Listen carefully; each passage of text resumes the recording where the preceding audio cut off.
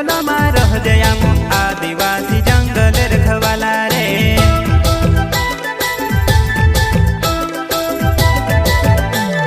चल जंगल जमीन काजे पूजे रे आदिवासी दुनिया ने रखवाला रे।